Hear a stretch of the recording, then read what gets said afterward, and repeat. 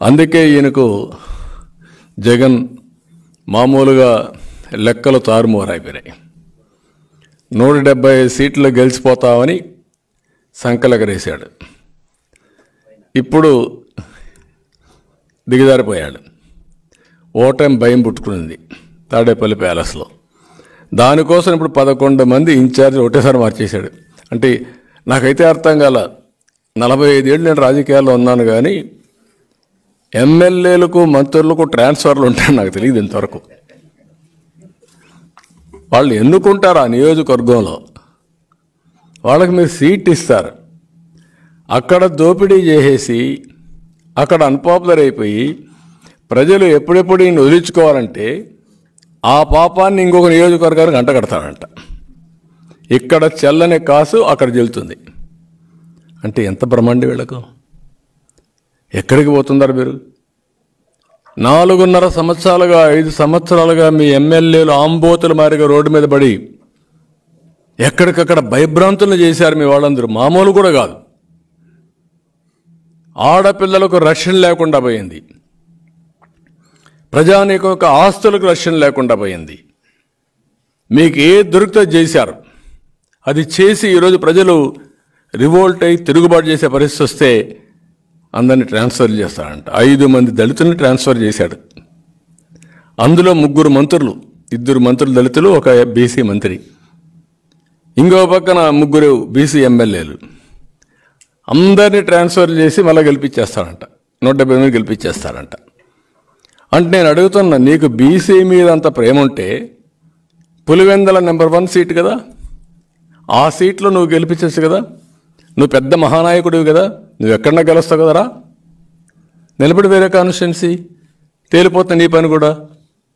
పులివెందులు కాకుండా ఇలాంటి తప్పుడు మార్గాలు పెట్టి అక్కడుండే పులివెందుల్లో ఉండే క్యాండిడేట్ని కూడా ఎన్ని ఇబ్బందులు పెట్టాలో నిన్న చూసి 2వ జైలు పోయి వచ్చాడు.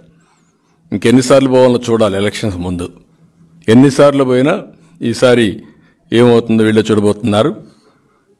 ఇంకొక పక్కన మనం చూస్తూ ఉంటే, ఓకే వీళ్ళందరినీ చేసావు కదా, బాలినేని పైన ఎన్ని విన్యాసాలు జరిగాయి. సీట్ ఇవ్వని అని చెప్పావా? ట్రాన్స్ఫర్ చేస్తా అని చెప్పావా? కాకినాడ ఎమ్మెల్యే ఉన్నాడు కదా, మొత్తం దోపిడీ అంతా నీ బినామీ ఆయనే కదా, మొత్తం ఆయనగా చేసే పనులని అందరూ ఆందోళన చేశాం కదా. నేను కూడా మొన్న ఆందోళన చేశాం కదా, ఇసుకంతా చూపించాం కదా. ఈ ఇసుక ఎవరితో చెప్పండి ఆ మీరుని. పేరు ఎందుకు చెప్పడం, నేను వాళ్ళ పేరు చెప్తే నాకే చిన్నతనం.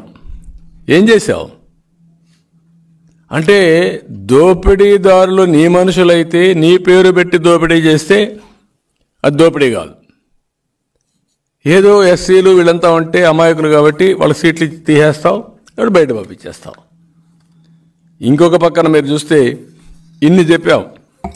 100 కోట్ల రూపాయలు ఫైన్ వేశారు పొంగునూరు ఎమ్మెల్యే నీ మంత్రి. ఎవరేశారు? ట్రిబ్యునల్లో ఎన్జిటీలో చాలా స్పష్టంగా జడ్జిమెంట్ ఇచ్చారు. 100 కోట్ల రూపాయలు ఫైన్ వేశారు. వీళ్ళు సుప్రీంకోర్టు పోతే 50 కోట్ల రూపాయలు కట్టమంటే కట్టారు. ఎవరి డబ్బులు అది? రాష్ట్ర ఎక్స్చెక్కర్ నుంచి కట్టారు, ప్రజలు కట్టే పన్నుల నుంచి కట్టారు. ఎందుకు మార్చలా? మార్చే ధైర్యం ఉందా మీకు? మార్చరు. అంటే పేదవాళ్ళు చూస్తే లెక్కలేనితనం. అందుకని ఇవన్నీ చూసినప్పుడు నేను అంటున్నా ఒకటే గుర్తుపెట్టుకోవాలి, 150 మందిని మార్చినా నువ్వు గెలవు. గుర్తుపెట్టుకో. నువ్వు చెప్పుకోవచ్చు, డబ్బులు ఇచ్చి సర్వేలు చేసి చేసుకోవచ్చు, ఎగరచ్చు. ఈ రోజుటికి ప్రజల్లో చాలా వ్యతిరేకత ఉంది. ఇప్పుడిప్పుడు బయటపడుతున్నారు. జనవరిలో మీరు చూస్తారు, ఫిబ్రవరి మార్చిలో మీరు చూడండి. నోటిఫికేషన్ వచ్చిన తర్వాత మీరు చూడబోతున్నారు. అడ్రస్ కూడా, ఒక్కొక్కరు అడ్రస్ కూడా ఉండరు. వీళ్ళ యొక్క డిపాజిట్ గల్లంత పరిస్థితి వస్తుంది. ఎప్పుడు కూడా ప్రజల్ని ఇంత టేక్ ఇట్ ఫర్ గ్రాంటెడ్ తీసుకోవడం చాలా దుర్మార్గం. ఇది నీచం. నీకు ఒక బాధ్యత అప్పచెప్పారు. ప్రభుత్వం అనేది ఒక ట్రస్టీగా వ్యవహరించాలి.